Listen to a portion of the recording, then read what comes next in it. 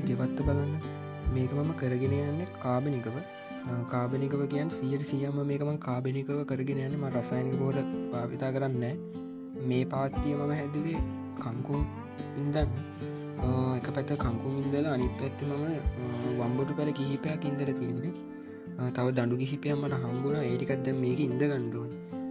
මේක මිදි පැලයක් මේක මට දෙද්දිත්කව ටික කතාගන්න අමාරී කිය ඒත්ම කොහමරි හදාගත්ත දැන් දළුන දාගෙනවා කොහරි මේ වෙල හදාගණ්ඩුවනේ මේක තැනින් තැන මම වම්බොරු පැල කිහිපයක් ඉඳල තියෙන ඔයාලට පේනව ඇති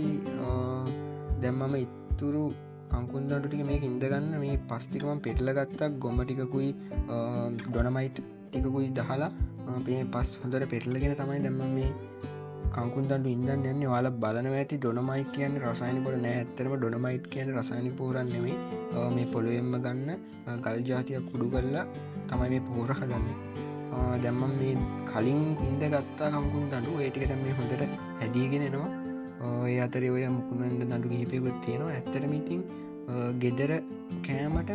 මේටික ඉතින් ඇත්තර හොඳට ප්‍රමාණවත් මොකද මේ කඩන්න ආයි වැවෙනවා අපිටින් නිතර සතික පාරක්වගේ පොහොල යොදාගන්නවා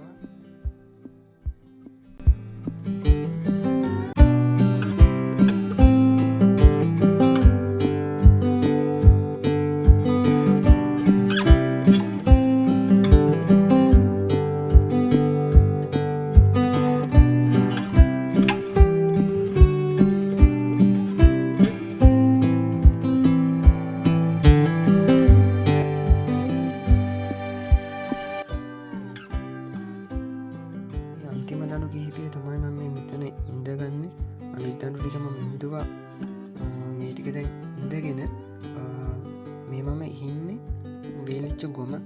මොකද පොහොර ටිකක් වැඩිවෙද්දි මේ දඩු ඉක්මනට ඇදෙනවා එතුට අපිට ඉක්මන්ට කපාගන්න පුළුවන්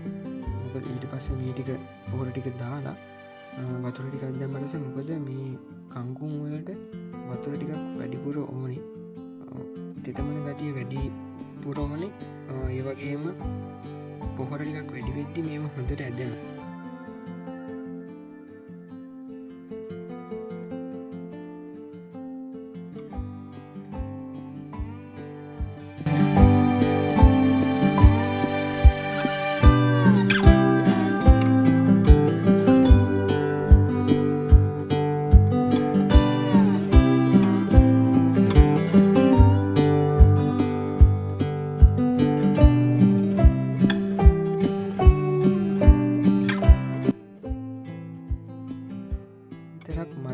අපේවලට නිතරම පස්ලං කරන්න ඕනේ ඒ පැළේයාවට පස බුරුල් කරන්න ඕනේ එතකොට තමයි අපි දාන පොහොර වුණත් හොඳින් පසට උරාගන්න ඒ මුල් හොඳට හැමතැන විහිදිලා වර්ධනය වෙන්නේ ඒ පැළේ වර්ධනයට පස් බුරුල් කිරීම ඉතාමත් වැදගත්තේ වගේම පොහොර දාලත් අපි පොහොර දාන්න කලින් ඒ වටේ හොඳට පස්තික බුරුල් කරගෙන පොහොර දාලා ඒ උඩින් අපි තව පස්ලංගන හම මේ පැළ හොඳින් ඉක්මනටම හැදෙනවා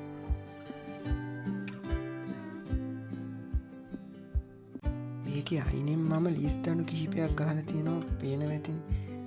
මේ දඩු ඇත්තටම මේ උයන්නගෙනපු ලීස්්‍රස්වල මුලත් එක්කම අඟලක් වගේ තියලා කපාගත්තා ඒ කපාගෙන ඒවා ඉන්දුහම ඒක ආය ලියලනවා ලීක්ස් කොල අපට සාමාන්‍යෙන් පුසිර උයන්න ගේන ලීස්කස්වල ඒ මුල් ඉන්දල ආය අපිට ලීක්ස් කොල කපාගන්න පුළුවන් මේක මේ පැළ ඉන්දුවට පස්සේ ඔයාල බලනව ඇති ඇයි මේ මම මේ ඔළුවලින් මේ පාත්තිය වටේ කවර් කරලා තියෙන කියලා මෙහෙම කරේ අයියෙන් වැස්සහම මේ පාත්‍ය ඔක්කොම හෝදගෙන යන්න බලන්න මේවා තිබ්බහම ඒ පාත්‍ය හෝදගෙන යනක නතරවෙලා අපිට පැල ටිකක් ආරක්ෂා කරගන්න පුළුවන් මෙහෙම වටේ ආවරණයක් කරොත් මේකටම උළුම ඕනෙ නෑ පාතිය වටේ බැම්මක් කදලේ බැම්ම පොලිතින් වලින් ආවරණය කරන්න පුළුවන් ඒක කොට කෑලි නැත්තම් පොල්ලෙලි වගේ මොනාහරි මාධ්‍යක මේ පාතිය වටේ ආවරණය කරහම වැස් හයියෙන් වැස්ස වුනත් මේ පැළ මේ පස් හෝදගෙන යන්න මේ පැළ ආරක්ෂා කරන්න පුළුවන් ගොඩාක්ම මේ කව කරලා මෙම පැළින් දන්න ගත්තා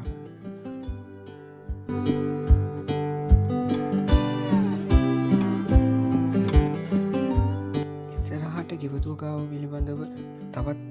අලුත්ම වීඩියෝ අරගෙන එන්න. එහෙනම් අදට අපි ගිහිල්ල එන්නම්. මතක් කල අපි සබස්ක්‍රයිබ් කල තියාගන්න, බෙල් අයිකන් එක ක්ලික් කල තියාගන්න. අලුත් වීඩියෝ එකකින් නැවත හම්බෙමු. එහෙනම් ඔයාලා හැමෝටම සුබ දවසක්.